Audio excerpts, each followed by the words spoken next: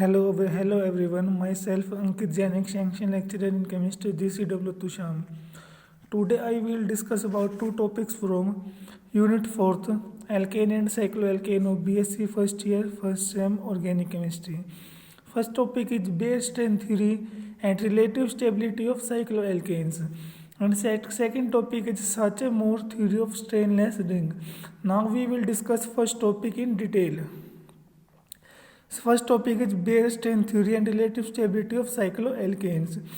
To explain the relative stability of cycloalkane को explain करने के लिए और exceptional behavior of 3 and 4 membered ring के explain करने के लिए एक साइंटिस्ट था एल्डोफ वोन बेयर. इसने 1885 में एक थ्योरी प्रपोज की जिसका नाम क्या है, बेयर स्ट्रेन थ्योरी. अब इस थ्योरी के पोस्टुलेट क्या क्या वो देखेंगे. फर्स्ट पोस्टुलेट क्या है कि कोई भी कार्बन एटम बॉन्डेड है दूसरे या 4 अदर एटम से, वो कैसा होगा, टेट्राहेड्रल. जो एंगल है any pair of adjacent bond कितना होता है तुम्हें पता है कि 109 डिग्री 28 मिनट.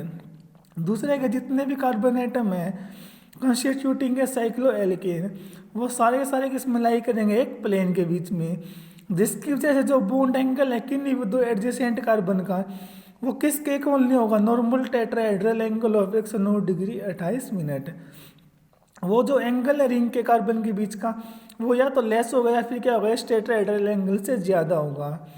थर्ड क्या है कि कोई भी डेविएशन होगा या डिस्टोर्शन होगा इस टेट्राहेड्रल एंगल से, उसकी वजह से क्या प्रोड्यूस हो जाएगा, रिंग में स्ट्रेन. और क्या प्रोड्यूस होगी, instability to the resultant molecule. जो स्ट्रेन प्रोड्यूस होगा उसका नाम क्या है, एंगल स्ट्रेन. फोर्थ पॉइंट क्या है, greater the deviation from normal tetrahedral angle. जितना ज़्यादा एंगल में डेविएशन होगा उतना ज़्यादा क्या होगा, एंगल स्ट्रेन. उतनी ज़्यादा क्या होगी, मॉलिक्यूल की इनस्टेबिलिटी. फिफ्थ क्या क्या रखा है, स्टेबिलिटी ज़्यादा होगी रिंग के सिस्टम की, मोर इजली इट इज फॉर्म. हम जो एक्सटेंट एंगल स्ट्रेन का वो किसको पे डिपेंड करेगा, साइज ऑफ रिंग के ऊपर. अब हमने क्या डिटरमाइन करना, मैग्नीट्यूड ऑफ एंगल स्ट्रेन. कैसे निकालेंगे वो देखो. एंगल स्ट्रेन निकालने का फॉर्मूला क्या है, 1/2 इंटू 109 डिग्री 28 मिनट माइनस में बॉन्ड एंगल इन रिंग. अब साइक्लोप्रोपेन में एंगल कितना होता है, 60 डिग्री. तो एंगल स्ट्रेन कैसे निकालेंगे, 1/2 into 109 degree 28 minute minus 60 degree. Solve करने पे एंगल कितना आएगा, 24 डिग्री 44 मिनट. अब साइक्लोब्यूटेन के अंदर एंगल कितना होता है, 90 डिग्री. तो एंगल स्ट्रेन कितना हो जाएगा साइक्लोब्यूटेन में, 1/2 into 109 degree 28 minute minus 90 degree. Solve करके कितना आया, 9 डिग्री 44 मिनट. अब सेम प्रोसीजर को फॉलो करके हमने क्या निकालना, angle strain in various cycloalkenes. अब टेबल में देखो, साइक्लोप्रोपेन में एंगल स्ट्रेन की वैल्यू कितनी आई, प्लस का 24 डिग्री 44 मिनट. साइक्लोब्यूटेन में कितना एंगल स्ट्रेन होता है, प्लस का 9 डिग्री 44 मिनट. साइक्लोपेंटेन में कितना आया, प्लस का 0 डिग्री 44 मिनट. साइक्लोहेक्सेन में कितना एंगल स्ट्रेन है, माइनस का 5 डिग्री 16 मिनट. साइक्लोहेप्टेन में कितना आया, माइनस का 9 डिग्री 33 मिनट. साइक्लोऑक्टेन में कितना एंगल स्ट्रेन होता है, माइनस का 12 डिग्री 44 मिनट. अब क्या लिखेगा, जो पॉजिटिव वैल्यू एंगल स्ट्रेन की उसका मीनिंग तो क्या कि बॉन्ड एंगल क्या होने लग रहा है, छोटा होने लग रहा है, मतलब कंप्रेस होने लग रहा है. नेगेटिव वैल्यू का मीनिंग क्या है कि expansion of bond angle, bond angle ज़्यादा होने लग रहा है किससे, टेट्राहेड्रल एंगल से. दोनों केस में क्या मॉलिक्यूल क्या होगा, स्ट्रेंड होगा. इसका मीनिंग है जो एंगल स्ट्रेन हो किसके ऊपर डिपेंड करता है, मैग्नीट्यूड के ऊपर, ना कि साइन के ऊपर. अगर मैग्नीट्यूड ज़्यादा होगी स्ट्रेन की तो जो इनस्टेबिलिटी है मॉलिक्यूल की वो भी क्या होगी, ज़्यादा. अब टेबल से तुम्हें क्या देखा कि जो एंगल स्ट्रेन है वो डिक्रीज होने लग रहा है, जब हम कहाँ से जाने लग रहे हैं, साइक्लोप्रोपेन से साइक्लोपेंटेन में, और उसके बाद क्या होने लग रहा है, इंक्रीजेज होने लग रहे हैं. तो इसका मीनिंग क्या है, जो साइक्लोप्रोपेन है उसके पास क्या, greatest magnitude of angle strain, इसलिए वो कैसा होगा, लिस्ट स्टेबल होगा, सबसे कम. अगर स्टेबिलिटी कम होगी तो रिएक्टिविटी क्या होगी इसकी, ज़्यादा. साइक्लोब्यूटेन है उसके पास लेस एंगल स्ट्रेन है, तब वो थोड़ा सा स्टेबल हो जाएगा किसके कंपैरिजन में, साइक्लोप्रोपेन, तो उसकी रिएक्टिविटी भी क्या हो जाएगी, कम हो जाएगी किसी कंपैरिजन में साइक्लोप्रोपेन। अब जो साइक्लोपेंटेन है उसके पास क्या list amount of angle strain, इसलिए वो क्या होगा, सबसे ज़्यादा स्टेबल होगा किसमें, साइक्लो एल्केन्स में। अब इस थ्योरी के बेस पे बेयर ने क्या कहा था कि जो साइक्लोहेक्सेन है विद मोर एंगल स्ट्रेन वो लेस स्टेबल होती है किसी साइक्लोपेंटेन से, और जो रिंग है जिसमें क्या कार्बन का नंबर 7 से क्या ज़्यादा है शुड नॉट एग्जिस्ट, अगर वो एग्जिस्ट करेंगी तो उसके वो क्या होंगी, हाईली स्ट्रेन्ड होंगी और नेचर में कैसी होगी, अनस्टेबल। देर आके फिर क्या कर रखा है, नेक्स्ट में देखो फिर क्या क्या रखा है इसने, evidence in support of Baeyer strain theory. Baeyer strain theory की एविडेंस क्या क्या थी, फर्स्ट एविडेंस क्या थी, रिएक्टिविटी ऑफ डबल बॉन्ड। अब डबल बॉन्ड को हम क्या मान के चलते हैं, 2 मेंबर्ड रिंग, और जो इसका एंगल कार्बन कार्बन का वो कितना होता है, 0 डिग्री। तो कार्बन डबल बॉन्ड कार्बन में एंगल स्ट्रेन कितना हो जाएगा, प्लस का 54 डिग्री 44 मिनट। अब ये एंगल स्ट्रेन क्या सबसे ज़्यादा होता है, किस हाईएस्ट एंगल स्ट्रेन है किसमें, साइक्लो एल्कीन में। तो इसके में जो एल्कीन है वो नेचर में कैसी होगी, हाईली रिएक्टिव। सेकंड क्या है, reactivity of cyclopropane and cyclobutane. जब हमने कंपैरिजन करके देखा heat of combustion of cycloalkane, तो हमने क्या देखा कि जो साइक्लो प्रोपेन और साइक्लोब्यूटेन है वो प्रोसेस करते हैं मोर एनर्जी पर CH2 ग्रुप, किसके कंपैरिजन में, कोरस्पोंडिंग स्ट्रेट चेन एल्केन। अगर इनकी एनर्जी ज़्यादा होंगी तो लेस स्टेबल होंगे, किसके कंपैरिजन में, एन स्ट्रेट चेन एल्केन। यही बेयर स्ट्रेन थ्योरी ने बताया था। इसका मीनिंग क्या, it is reasonable to believe, इसका मीनिंग क्या है कि जो इनकी टेंडेंसी एडिशन रिएक्शन की थ्रू रिंग फ्यूजन, ये क्या करते हैं, जो अपने एडिशन रिएक्शन शो करते टाइम अपने रिंग का क्या कर देता है, फ्यूजन कर देते हैं, मतलब रिंग टूट जाती है। वो क्यों टूटती है, इनके इनस्टेबिलिटी की वजह से। फिर नेक्स्ट है इसकी लिमिटेशन, इस थ्योरी की कुछ लिमिटेशन थी। फर्स्ट लिमिटेशन क्या थी, on the basis of Baeyer strain theory. Baeyer strain theory क्या कह रही है कि कार्बन कार्बन डबल बॉन्ड को क्या डिफिकल्ट है फॉर्म करना, क्योंकि कार्बन डबल बॉन्ड कार्बन क्या हाईली रिएक्टिव है, इसलिए वो नेचर में कैसा है, अनस्टेबल। लेकिन फिर भी हम क्या देखते हैं कि कार्बन कार्बन डबल बॉन्ड है वो तो इजीली फॉर्म हो जाता है by dehydrohalogenation of alkyl halides या फिर dehydration of alcohols. Second limitation क्या थी कि on the basis of Baeyer strain theory, Baeyer strain theory के अकॉर्डिंग तो साइक्लोहेक्सेन और रिंग है हैविंग 7 और मोर कार्बन एटम, वो लेस स्टेबल होती किसी साइक्लोपेंटेन से। लेकिन जब हमने हीट ऑफ कंबशन डाटा देखा तो उसके अकॉर्डिंग साइक्लोपेंटेन साइक्लोहेक्सेन या फिर रिंग कंटेनिंग 7 और मोर कार्बन एटम, उन सभी की स्टेबिलिटी क्या होती है, इक्वल। फिर हम नेक्स्ट में क्या देखेंगे कि ऐसा क्यों हुआ, तो हम इसके लिए क्या स्टडी करेंगे, हीट ऑफ कंबशन। अब देखो नेक्स्ट टॉपिक क्या है, heat of combustion and relative stability of cycloalkanes. Heat of combustion क्या होती है, अमाउंट ऑफ हीट इवॉल्व, जो हीट बाहर निकले कब, जब एक मोल कंपाउंड को हम क्या करें, इनकम्प्लीटली बर्न, ताकि फॉर्मेशन किसकी हो जाए, कार्बन डाइऑक्साइड की और वाटर की। अब हम क्या देखेंगे, let us examine whether the heat of combustion of various cycloalkane support Baeyer theory और नॉट। अब नेक्स्ट में देखो टेबल में दिया हुआ heat of combustion of cycloalkane 3 membered में, तो हीट ऑफ कंबशन पर CH2 ग्रुप की वैल्यू कितनी है, 4 में कितनी है, 7 मेंबर्ड रिंग तक हीट ऑफ कंबशन पर CH2 की वैल्यू गिवन है, और नीचे वैल्यू किसकी गिवन है, स्ट्रेट चेन एल्केन में एक CH2 ग्रुप के कंबशन की वैल्यू। अब टेबल से तुम्हें क्या दिख रहा है कि जो हीट ऑफ कंबशन पर CH2 ग्रुप है साइक्लोप्रोपेन और साइक्लोब्यूटेन में कितना दे रखा है, साइक्लोप्रोपेन में 696.4 और साइक्लोब्यूटेन में कितना दे रखा है, 685.5 किलो जूल पर मोल। और जो हीट ऑफ कंबशन है पर CH2 ग्रुप साइक्लोपेंटेन और साइक्लोहेक्सेन में वो कितना दे रखा है, 663.4। ये तो किसके लिए, साइक्लोपेंटेन के लिए। साइक्लोहेक्सेन के लिए वैल्यू कितनी दे रखी है, 657.9 किलो जूल पर मोल। जबकि स्ट्रेट चेन एल्केन में एक CH2 ग्रुप के कंबशन की वैल्यू कितनी होती है, 657.9 किलो जूल पर मोल। अब CH2 ग्रुप को हम क्या एक्सपेक्ट करते हैं, वो कंट्रीब्यूट करता है equally to overall heat of combustion of compound, क्योंकि जब हम इसका कंबशन करेंगे क्या देगा, सेम प्रोडक्ट देगा। कौन कौन से, CO2 and H2 irrespective of compound. चाहे किसी भी कंपाउंड का मैं देख लो CH2 ग्रुप प्रेजेंट होगा तो वो कंबशन पे सेम प्रोडक्ट देगा। अब क्या कहें, जो साइक्लोप्रोपेन और साइक्लोब्यूटेन है वो इन्वॉल्व करते हैं मोर हीट पर CH2 ग्रुप, किसके कंपैरिजन में, साइक्लोपेंटेन के भी, साइक्लोहेक्सेन के भी और स्ट्रेट चेन एल्कीन। इसका मीनिंग है जो साइक्लोप्रोपेन और साइक्लोब्यूटेन है उनके पास मोर एनर्जी है पर CH2 ग्रुप है, किसके कंपैरिजन में, cyclopentane, cyclohexane and straight chain alkene. अगर एनर्जी ज़्यादा, इसी की वजह से साइक्लोप्रोपेन और जो साइक्लोब्यूटेन है वो लेस स्टेबल होते हैं, किसके कंपैरिजन में, साइक्लोपेंटेन और साइक्लोहेक्सेन या फिर स्ट्रेट चेन एल्केन। और ये हमें बेयरस्टेइन थ्योरी ने बताया था। उसने भी बेयरस्टेइन थ्योरी में हमने क्या पढ़ा था कि साइक्लोप्रोपेन और साइक्लोब्यूटेन की स्टेबिलिटी क्या होती है, कम, और रिएक्टिविटी क्या होती है, ज़्यादा। इस रिएक्टिविटी ज़्यादा होने की वजह से जब भी हम साइक्लोप्रोपेन और साइक्लोब्यूटेन की एडिशन रिएक्शन करते हैं वहाँ रिंग क्या हो जाती है, ब्रेक हो जाती है।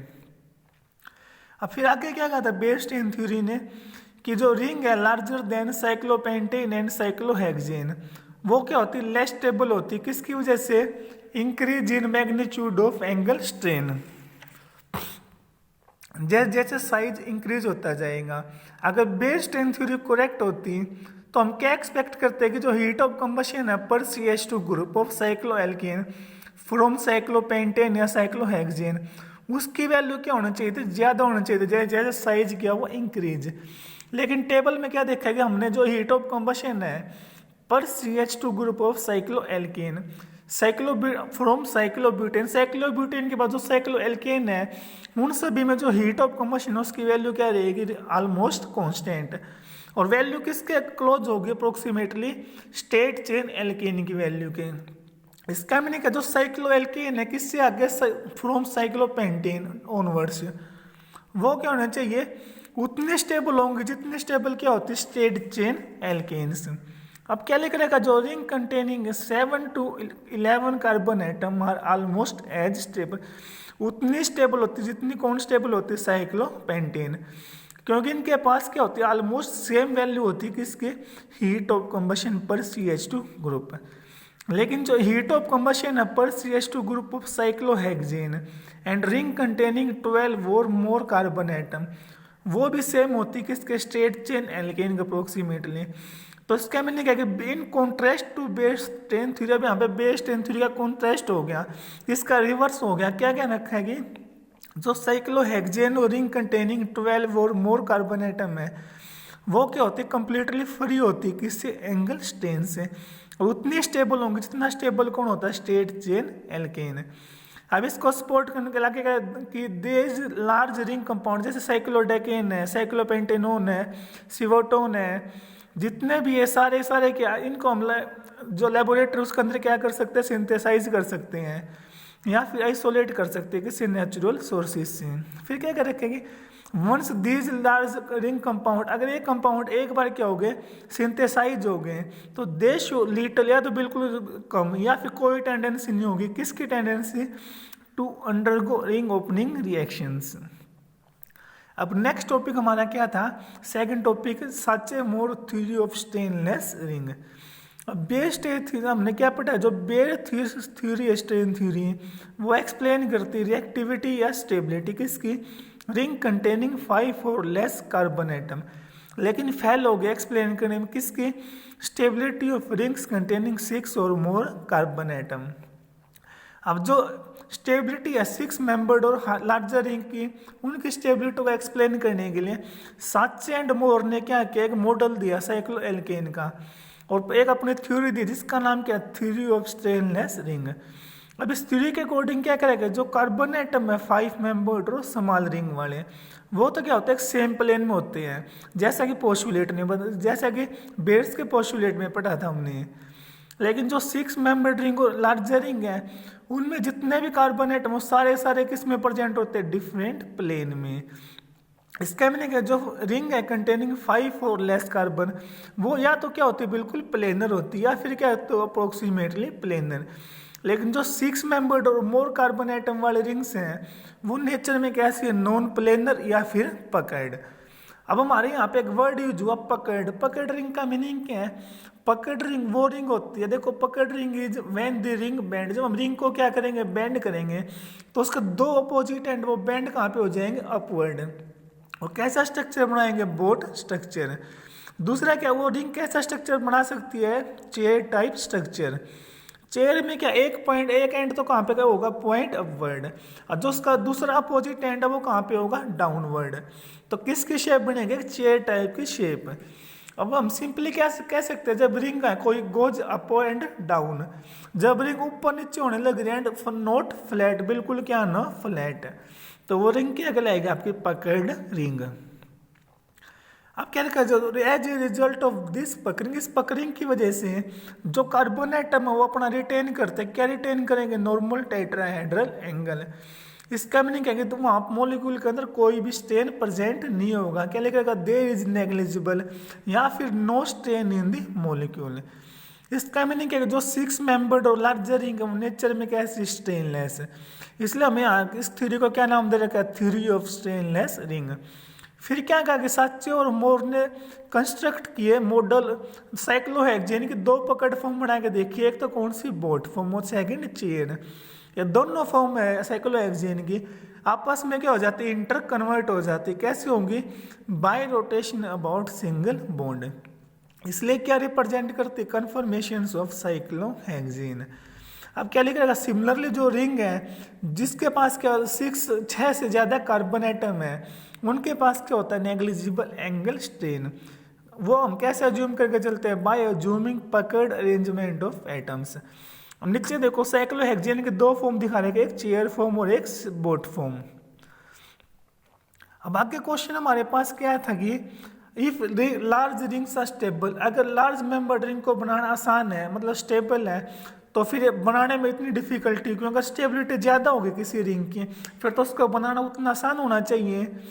तो जो बेयर का क्या जम्पशन था कि एक कंपाउंड डिफिकल्ट टू सिंथेसाइज, कि कोई कंपाउंड को बनाना अगर डिफिकल्ट है तो वो नेचर में कैसे होगा, अनस्टेबल। ये कोई जरूरी नहीं है कि कोई कंपाउंड बनने में डिफिकल्टी है किसी कंपाउंड को बनाने में तो वो नेचर में अनस्टेबल ही होगा। एक्चुअल में होता है क्या है कि for ring closure to occur, कोई भी रिंग क्लोज होने की, रिंग क्लोजर के लिए क्या कंडीशन होती हैं, two end of carbon chain, जो एक ही कार्बन चेन के दो एंड है जहाँ पे पोसेसिंग द फंक्शनल ग्रुप, जहाँ पे क्या प्रेजेंट है, फंक्शनल ग्रुप, वो एक दूसरे का क्या आ जाए, क्लोज आ जाए। मस्ट कम क्लोज टुगेदर, वो दोनों एंड क्या आ जाए, आपस में क्लोज आ जाए रिएक्ट करने के लिए एक दूसरे के साथ। आगे क्या, larger the ring to synthesize, अगर रिंग का साइज बड़ा है, बड़े साइज की रिंग बनाना चाह रही है तो चेन भी कैसी होगी, लार्ज होगी, फ्रॉम विच, जिससे हमें क्या बनाना है, रिंग। तो वहाँ पे क्या है, लेस इज द लाइक्विड, वहाँ पे चांस क्या हो जाएंगे, कम हो जाएंगे। किसके चांस कम होंगे, एक ही चेन के दो एंड के पास आने के चांस। अगर चेन का साइज बड़ा होगा ना तो उन उस चेन के दोनों एंड के पास आने के चांस क्या हो जाएंगे, कम हो जाएंगे। तो उस टाइम क्या होगा, हमारे पास ग्रेटर प्रोबेबिलिटी होगी किसके लिए, for two different chains coupling together. होना तो क्या था कि एक ही चेन के दो एंड को आपस में कपल होना था, बल्कि वो कपलिंग ना होने के बजाय दो डिफरेंट चेन आपस में क्या कर लेंगे, कपलिंग कर लेंगे। तो उस प्रोसेस का नाम क्या होगा, इंटरमोलिकुलर कंडेंसेशन।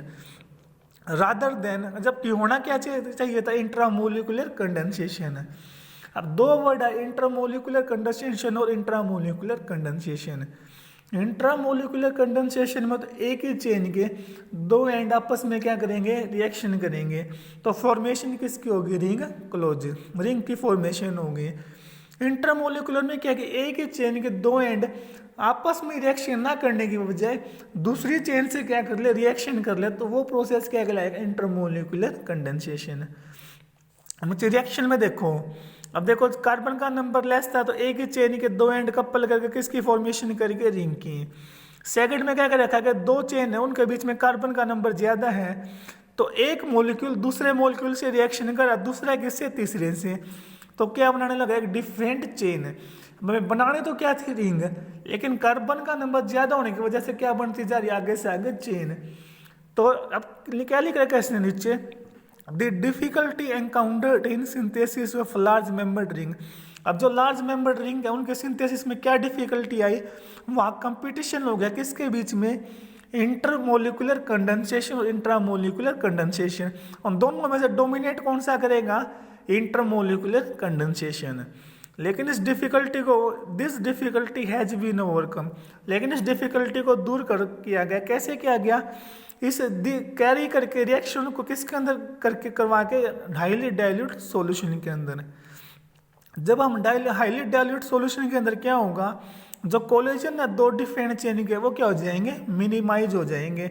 और जो रिंग क्लोजिंग रिएक्शन है जो हम चाह रहे थे, वही रिएक्शन क्या होगी, प्रिंसिपल रिएक्शन, उसके होने के चांस क्या हो जाएंगे, उतने ज़्यादा हो जाएंगे। अब आपके लिए कुछ क्वेश्चन दिए हुए हैं, प्रॉब्लम्स फॉर प्रैक्टिस। बिल्कुल आसान क्वेश्चन दिए हुए मैंने। फर्स्ट क्वेश्चन क्या देखा, what is Baeyer's strain theory, show how Baeyer's theory fail for rings larger than 4 membered. Second question क्या, write a short note on Baeyer strain theory. Third question क्या, cyclopropane is the least stable member of cycloalkane, justify the statement. Third question में तुमने क्या बताना है कि cyclopropane list stable क्यों है, क्योंकि पहले तुम इसका एंगल स्ट्रेन बताओगे, इसमें एंगल स्ट्रेन क्या है, ज़्यादा है। एंगल स्ट्रेन ज़्यादा होने की वजह से इसकी स्टेबिलिटी क्या हो जाएगी, कम। फोर्थ क्वेश्चन क्या है कि right a brief note on stainless ring, ये बिल्कुल आसान क्वेश्चन है। फिफ्थ क्वेश्चन क्या, discuss the difficulty encountered in synthesis of large membered ring, how can this problem be overcome, जो क्वेश्चन मैंने अभी करवाया है। मैं आशा करता हूँ कि आप सभी को मेरा लेक्चर अच्छा लगा होगा, समझ भी आया होगा। मैंने एक लेक्चर आपके लिए पहले भी किया था, एक लेक्चर आज, मैं आगे भी आपके लिए लेक्चर बनाता रहूँगा ऐसे ही। मैं आशा करता हूँ सभी को अच्छे से समझ भी आया होगा। Thanks to all.